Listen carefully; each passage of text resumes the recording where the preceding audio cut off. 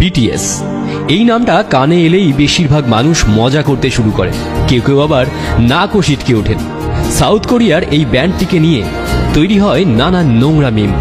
কিন্তু আজ আমরা আপনাদের বিটিএস এর বিষয়ে এমন কিছু কথা বলবো যা শোনার পর পরের বার থেকে আপনি বিটিএস নিয়ে হাসাহাসি করার আগে অন্তত দুবার ভাববেন।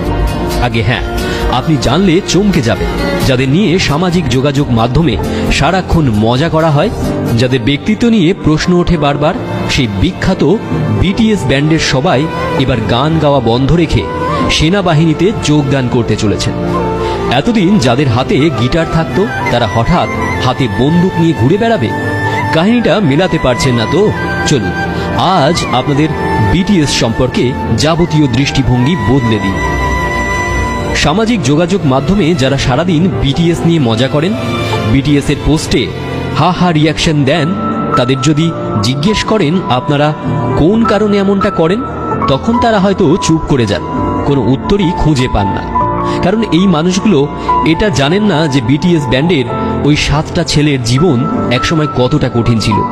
তারা এটাও জানে না যে গিনেস বুক থেকে শুরু করে গ্রামি কিংবা বিলবোর্ড মিউজিকের একদম ওপরের সারিতে থাকে এই ব্যান্ড।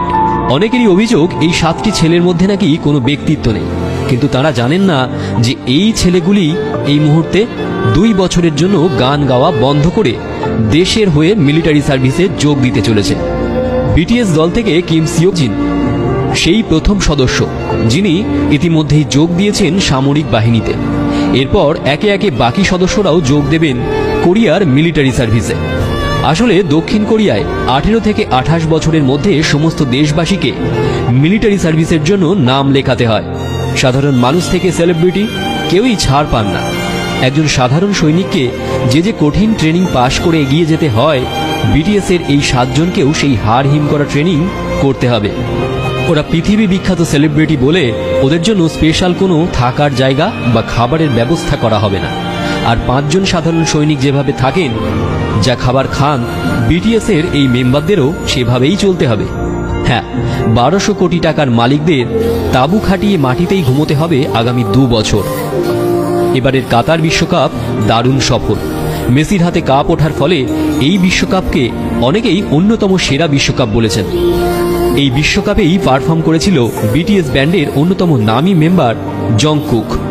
বিটিএস নিয়ে অনেকে নাক কুঁচকালেও এই পারফরমেন্স দেখে মনে মনে বলেছেন, না, ছেলেটার সত্যিই এলেম আছে।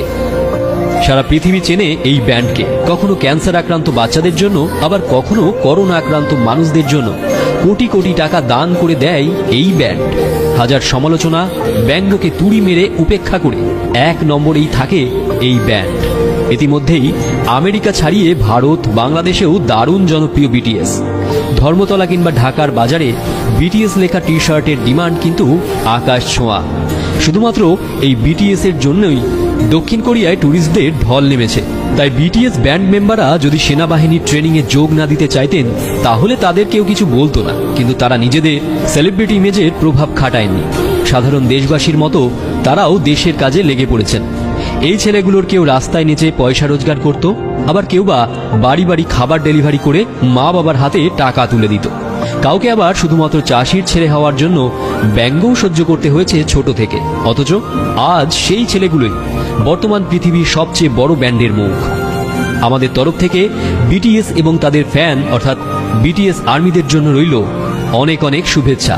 সেনাবাহিনীর ট্রেনিং শেষ করে খুব তাড়াতাড়ি আবার গানের জগতে ফিরে আসুন আপনারা।